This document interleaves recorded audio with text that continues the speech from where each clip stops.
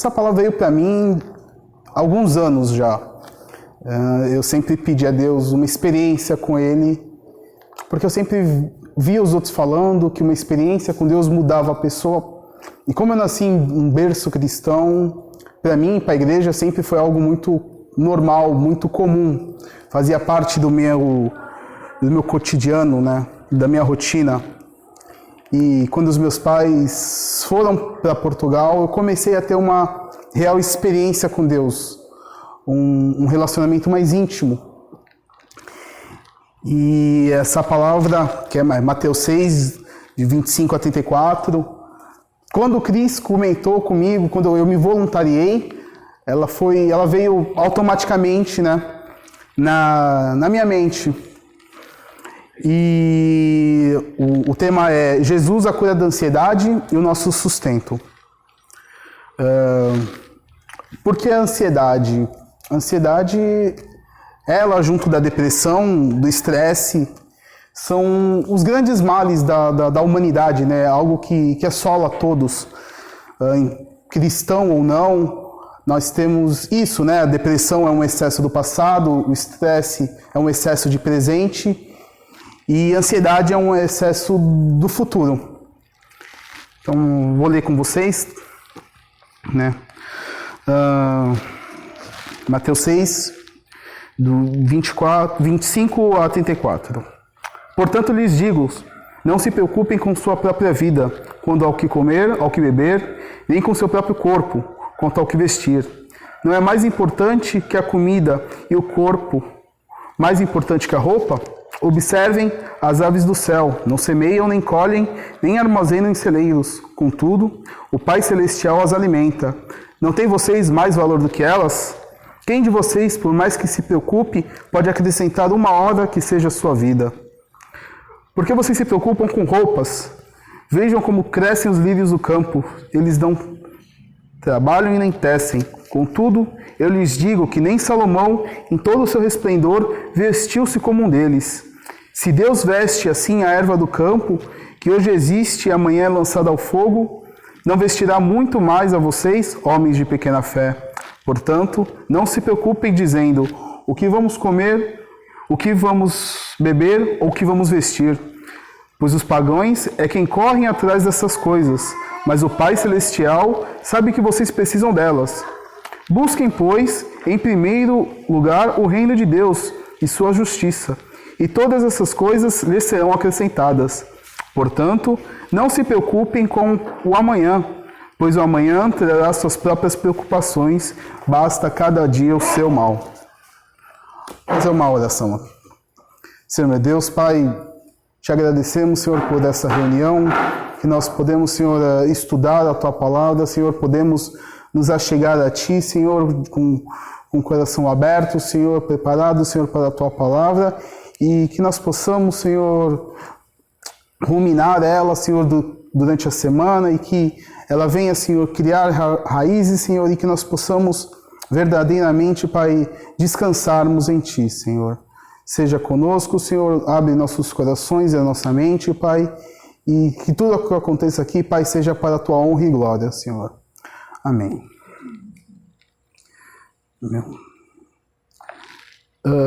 Só para dar uma situada, né?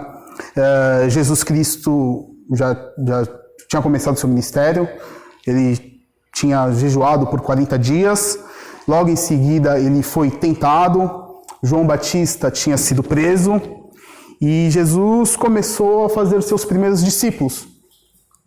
Ele ia nas sinagogas por toda a Galileia, ensinando, e ele começou a ficar famoso pelos seus ensinamentos porque ele falava com propriedade, né? Falava como sabia o que estava falando. Então ele começou a ficar famoso pelos seus ensinamentos e a multidão começou a segui-lo. Em certo momento, ele estava com muita gente o seguindo e ele subiu ao monte, né? Não um morro, mas literalmente um lugar um pouco mais elevado e começou a dar o sermão do monte. E ele deu todo o sermão, né? E esse daqui é um pequeno trecho, né? O versículo 25. Portanto que lhe digo, não se preocupem com sua própria vida, quanto ao que comer ou que beber, nem com seu próprio corpo, quanto ao que vestir. Não é a vida mais importante que a comida e o corpo mais importante que a roupa? Aqui Jesus, ele está falando sobre as nossas preocupações, que é algo normal. Somos seres humanos, por mais que a gente viva pela fé, nós não conseguimos nos desprender do real. É algo que nos assola. Um pai de família tem suas responsabilidades com seus filhos, né? Ele sai para trabalhar e ele sabe que ele tem um dever a cumprir. Mas quando Jesus fala isso, ele não fala para simplesmente nós virar hippie, vamos aplaudir o sol, que tá tudo certo. Não, Jesus, ele fala que nós temos que confiar nele, né? O que comer, o que beber, o que vestir. Esses 3 itens englobam as maiores preocupações do ser humano, né?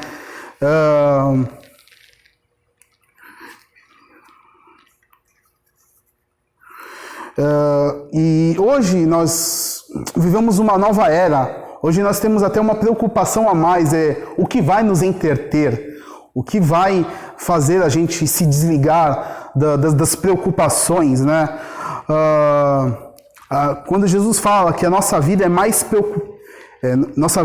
importante que a comida, Jesus compara mais ou menos isso com as necessidades de um animal, que realmente nós temos, né? Jesus faz essa comparação, mas ele se lembra que a nossa vida é mais do que isso. Em Filipenses 4:6 fala, não andem ansiosos por coisa alguma, mas em tudo, pelas orações e súplicas e com ações de graças, apresentem seus pedidos a Deus, né? Deus nos ouve, Deus sabe a nossa necessidade mais do que nós. Do versículo 26 ao 30, Deus nos dá argumentos e exemplos de como Ele cuida da gente, comparando com a natureza, né?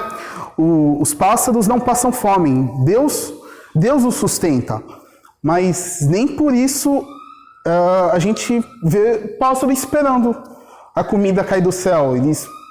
Eles caçam.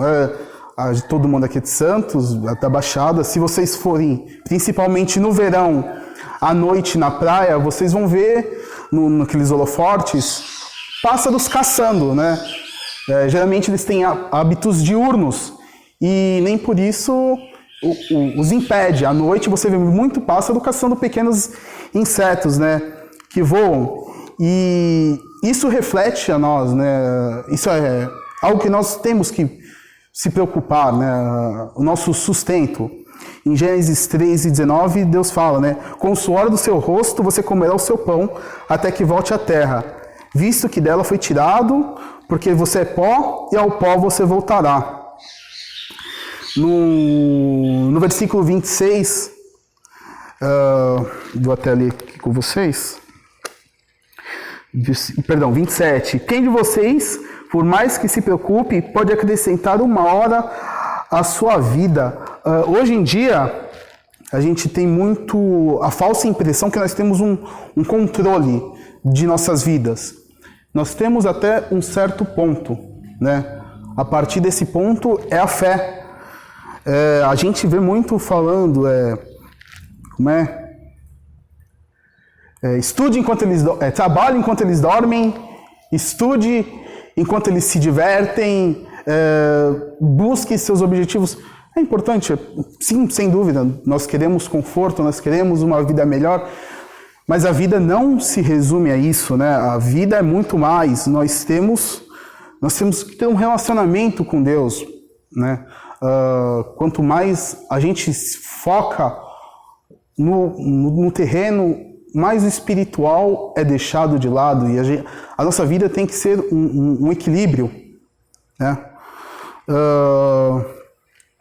E principalmente temos que ter fé que Deus está cuidando de nós em todos os pontos e em todos os aspectos, né? No 28 e 30, Deus fala: Por que vocês não se preocupam com roupas? Vejam como crescem os lírios no campo. Eles não trabalham e não tecem.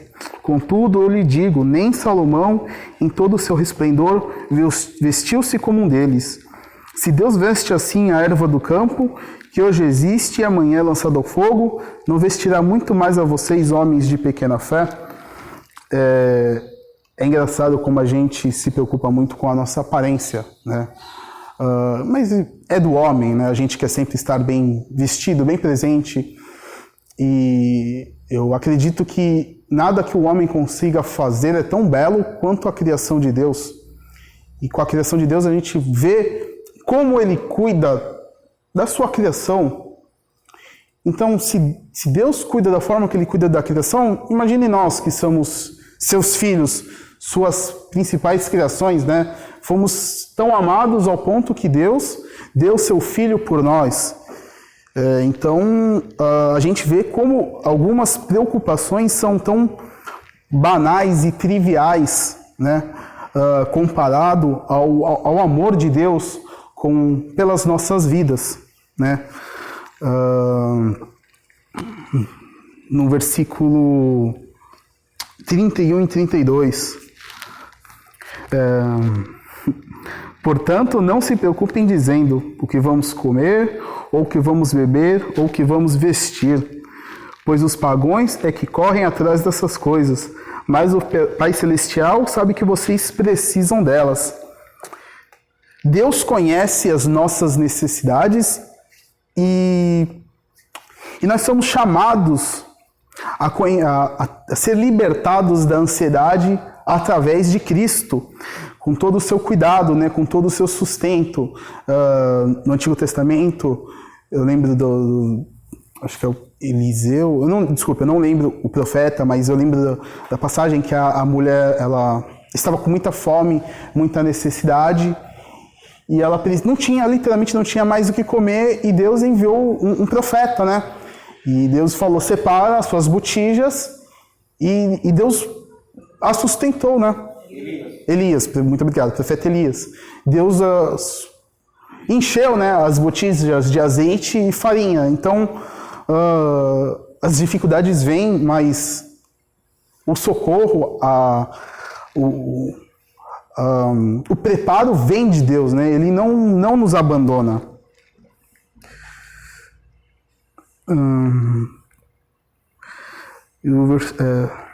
Né, em 1 Pedro 5,7 fala, lancem sobre ele sua ansiedade, porque ele tem cuidado de vocês. Em Filipenses 4,7, a paz de Deus, que excede todo o entendimento, guardará os vossos corações e vossa mente em Jesus Cristo. A gente, como eu disse, é inevitável a preocupação com o sustento, mas o sustento já está garantido. O que a nós cabe ter fé, guardar a sua fé e buscá-lo e trabalhar, né?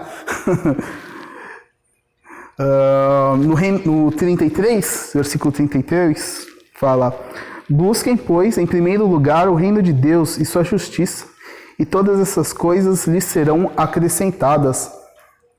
A busca pelo reino de Deus tem que ser algo constante. Não que a gente vai largar tudo, ir para uma cruzada ou passar o dia inteiro numa praça falando para o vento, para quem quer ouvir. Não, a gente tem que buscar a Deus a todo instante do nosso ser, com o nosso próximo, refletir a imagem de Cristo. E em toda a oportunidade que nós tivermos, mostrar o seu amor ao próximo, né? Nós hoje vivemos em um tempo muito polarizado. As pessoas não sabem mais compartilhar a sua opinião sem levar para o pessoal, né? Vivemos um famoso fla-flu. A divergência de opinião é motivo de atrito, de briga. E nós somos separados disso. Esse daqui não é um reino nosso. Nós somos da eternidade. Então, nós não podemos nos apegar a esses pequenos detalhes passageiros, né? A gente tem que mostrar o amor de Cristo. Tem uma divergência de opinião? É normal. Somos seres humanos. o que seria do vermelho se todos fossem azul, né? Mas nós não podemos deixar essas divergências nos atrapalhar. Hoje, infelizmente, eu vejo muita igreja rachada por política, né? Por política, sendo que é passageiro. As coisas vêm, vão, mas a palavra de Deus vai continuar e a gente tem uma eternidade.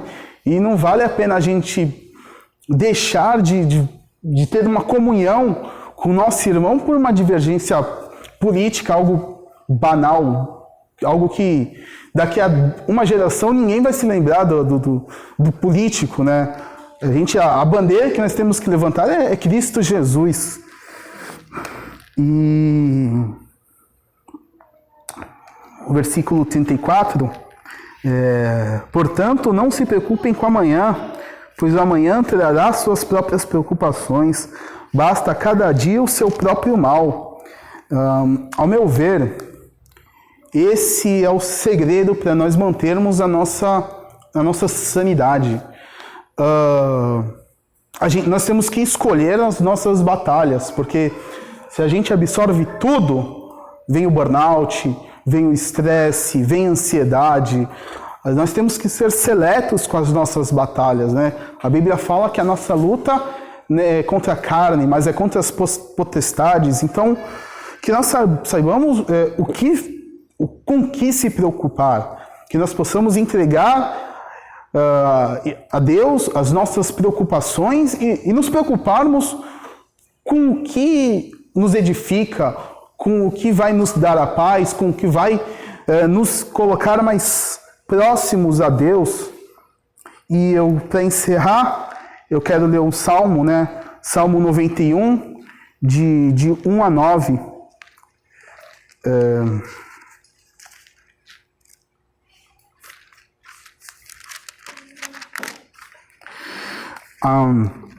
Aqueles que habitam no abrigo do Altíssimo e descansam à sombra do Poderoso, pode-se dizer ao Senhor: Tu és o meu refúgio e minha fortaleza, o meu Deus e em quem confio.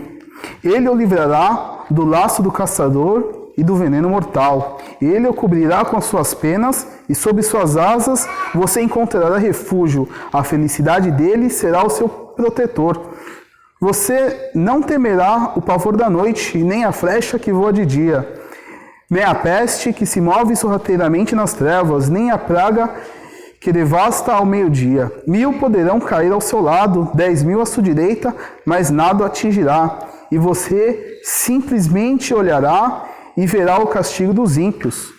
Se você fizer do Altíssimo o seu abrigo, do Senhor o seu refúgio, nenhum mal o atingirá. Desgraça alguma chegará à sua tenda. Porque os seus anjos ele dará ordens ao seu respeito, e para que o protejam de todo o caminho. E com sua mão eles o segurarão, para que você não tropece em pedra alguma. Para ser sincero, eu pensei que ia durar mais. Mas eu fiquei um pouco nervoso, foi um pouco rápido, mas como eu disse, essa palavra me serviu de refúgio muito tempo. Foi um tempo de amadurecimento como homem, como filho, como cristão. Eu convido vocês, tenham essa experiência de entregar literalmente todos os campos da sua vida a Deus. E vocês não vão se arrepender. Ele cuida dos mínimos detalhes. Eu lembro que quando eu entregava muitos currículos, teve uma hora que eu desisti, porque com tanto não, cansa, né? Então eu falo: Pai, faz a tua vontade. E no final de 2020, Deus me abençoou com um emprego no momento que eu não esperava, numa época que eu não esperava, porque eu fui fechado dia 18 de dezembro. Vocês sabem que o Brasil para. Dezembro já para e só volta depois do carnaval.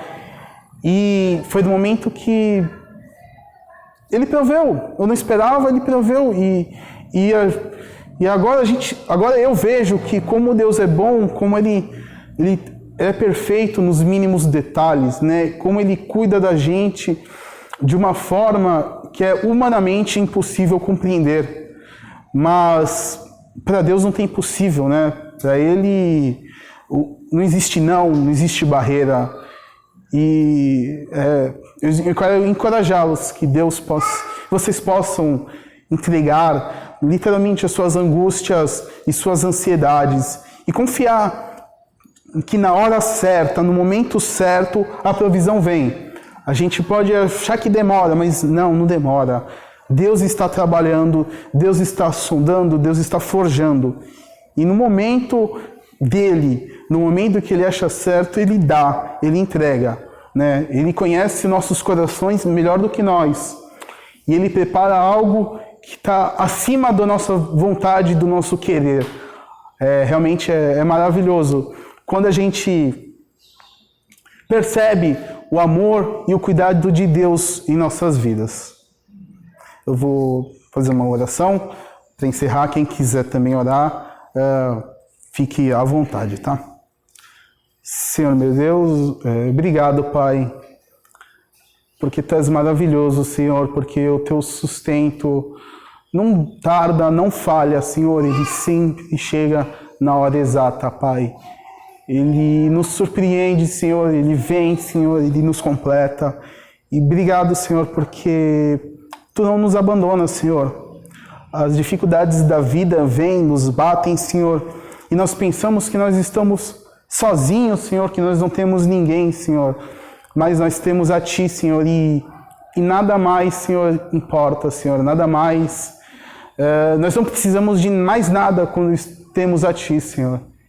E como é maravilhoso, Pai, poder, Senhor, falar, Pai, dessa experiência, Senhor.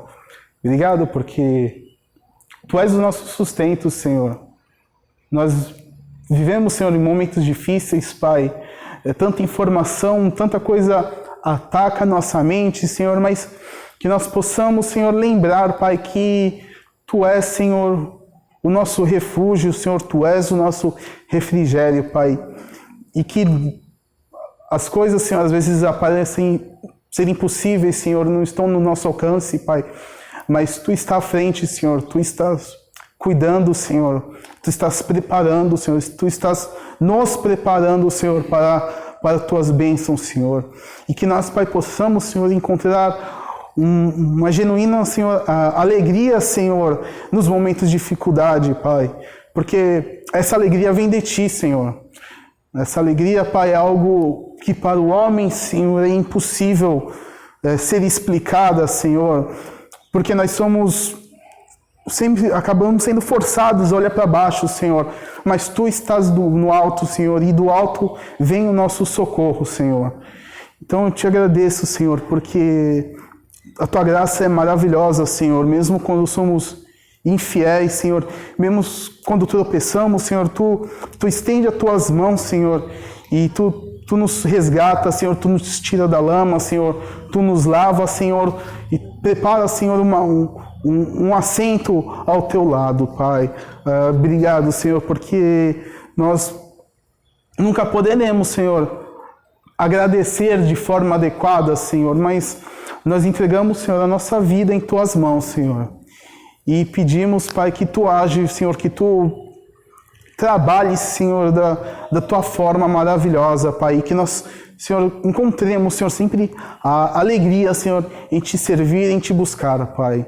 Seja conosco, Senhor, dessa semana, Pai, e que essa palavra, Senhor, venha vir à nossa memória nos momentos de dificuldade, Senhor, que nós possamos, Pai, sempre, Senhor, encontrar um refrigério nas Tuas palavras e nos Teus braços, Senhor. Santo é o Teu nome, Pai.